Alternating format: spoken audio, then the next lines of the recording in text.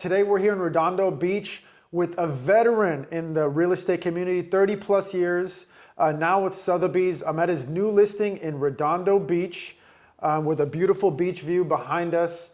Everybody, Luis Gonzalez. Luis, thanks How are you, man? Thanks for interviewing me. I appreciate it. And you're right, we are in Redondo Beach. We have a beautiful view in the back. It's called the Queen's Necklace. It overlooks the Redondo Beach, Hermosa Beach, Manhattan Beach, all the Queen's Necklace, because when the ocean turns dark, the lights of the ocean light up of the seashore, and so that's where the Queen's Necklace. Right. Yeah, I wanted to talk a little bit about that. It's the angle of the beach that looks like a Queen's necklace. And that's just behind us.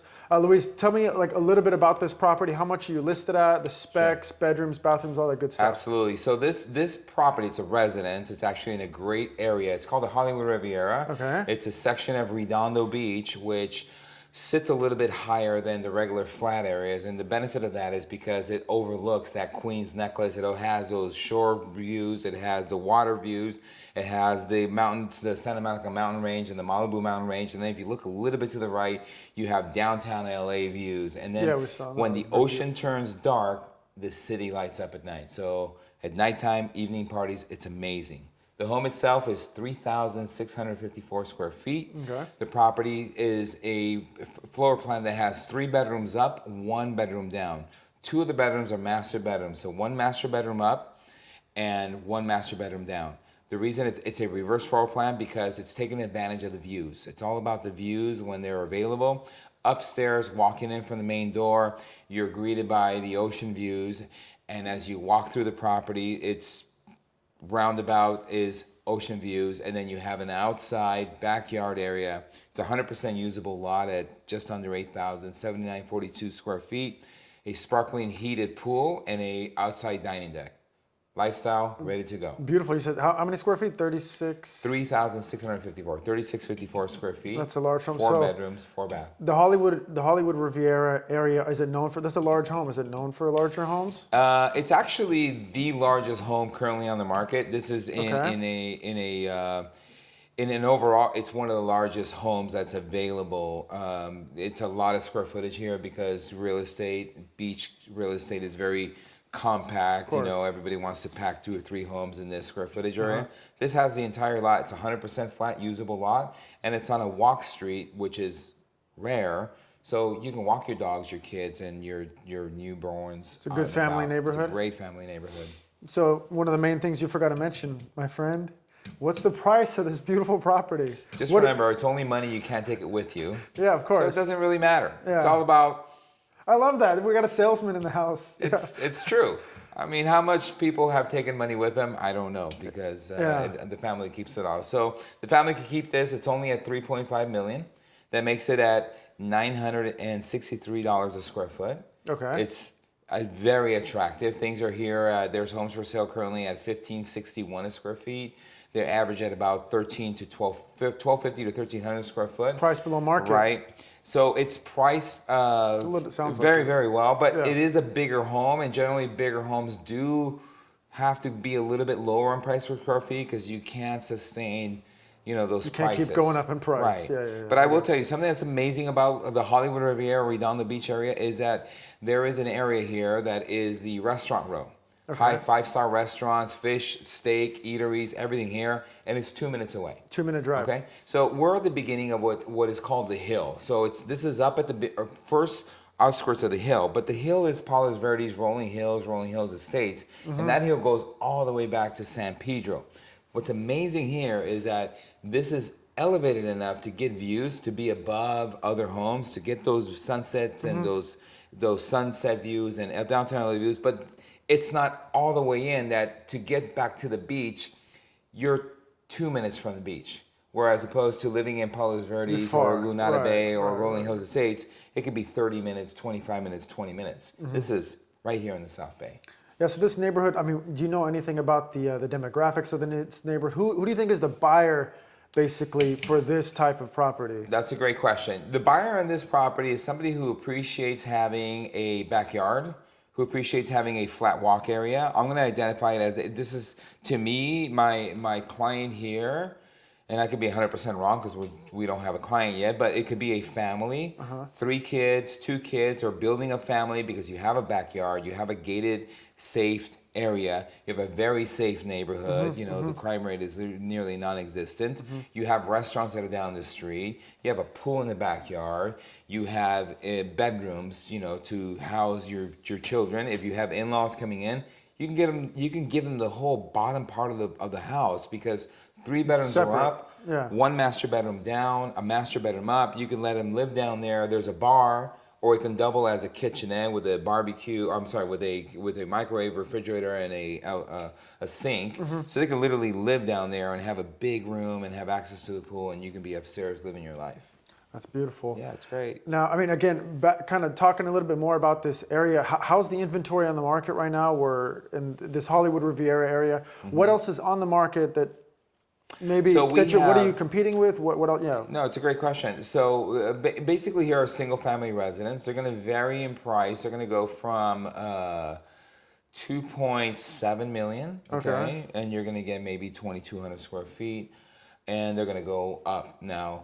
Unfortunately, those homes, for whatever reason, their price cost per square foot, you're paying $1,250 a square foot. Way more than you. Yeah, you're paying way more. So what are you really getting? Because it's all about land, right? When you buy real estate, you actually have fee simple. This is non-lease land, so your land is good down to the roots, all the way to the sky.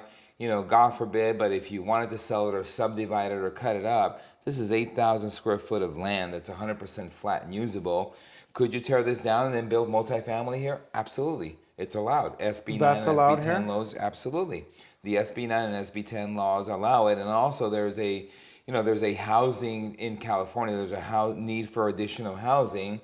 You don't ever have to do that, but the value for the upsell is always that's available for the next buyer. That's wonderful. Yeah.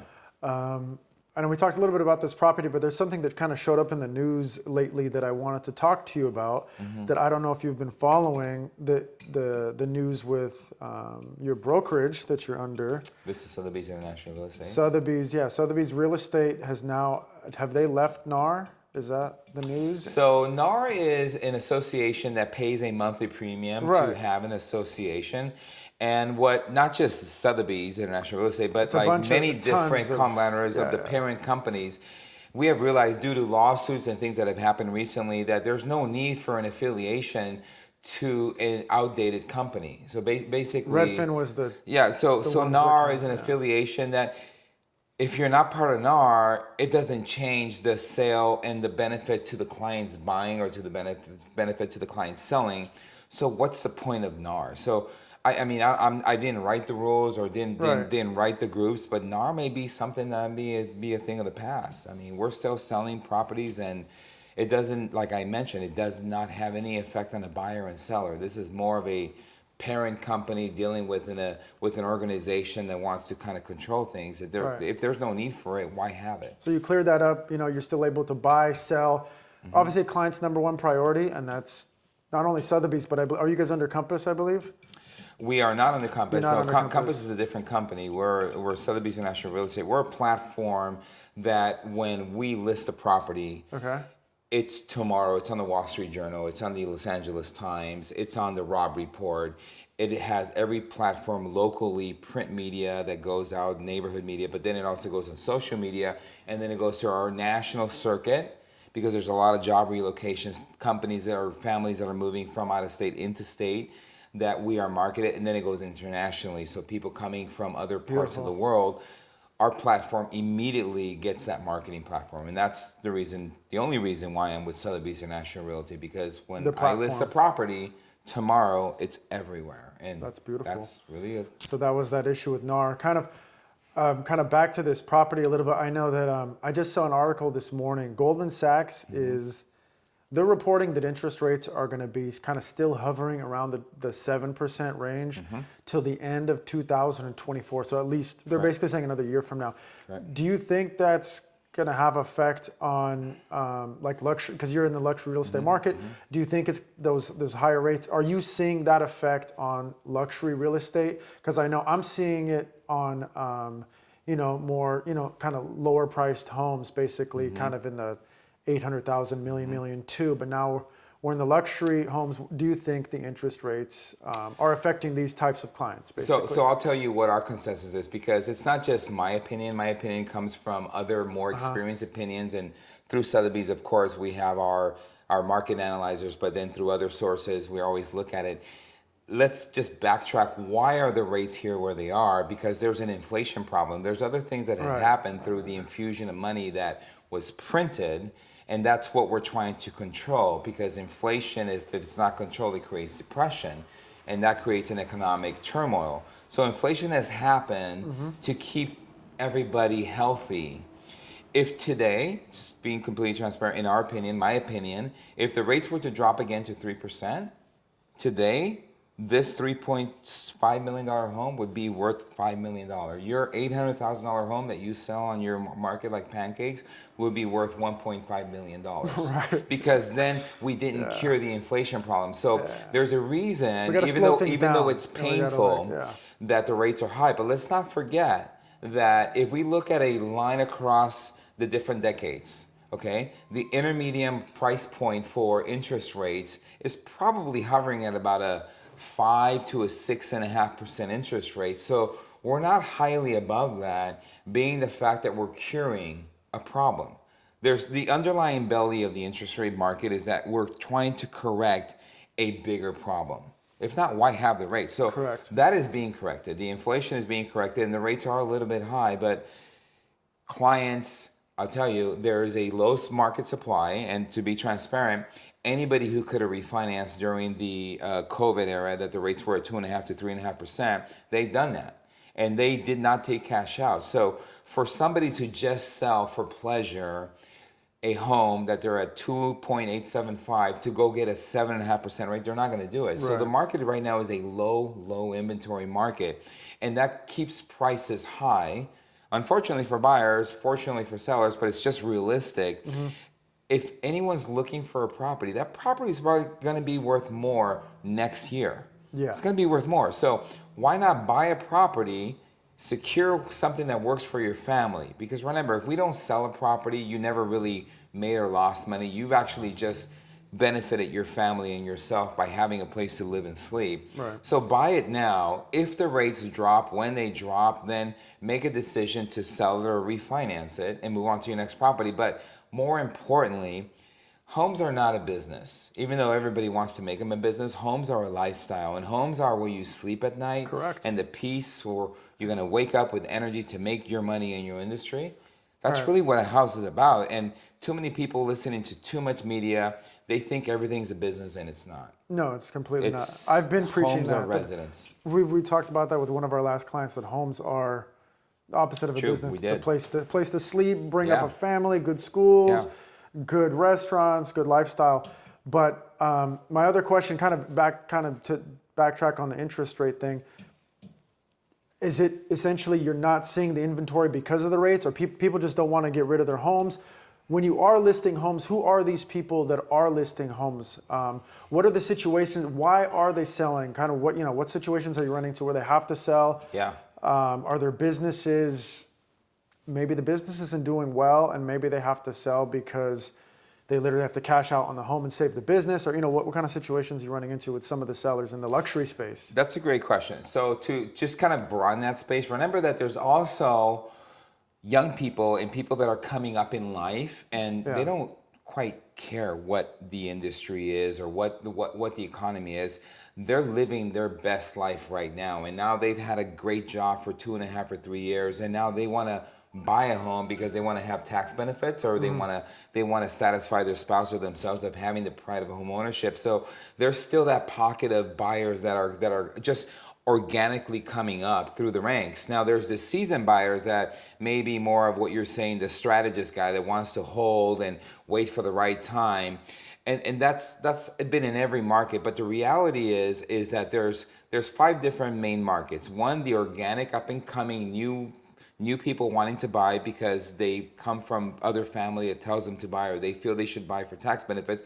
But then there's the real world struggles of, I lost my job, I have a job, somebody died, I'm going through divorce, or I have to do this for financial reasons. So these are the bulks of business we're seeing. What we're not seeing is the person that says, okay, I lived here 3.8 years, because there's some magic formula, and now I need to sell this, and I'm gonna go ahead and get the equity and then roll it into my next home because everything's been stagnant. So that percentage of buyer, we're not seeing too much of.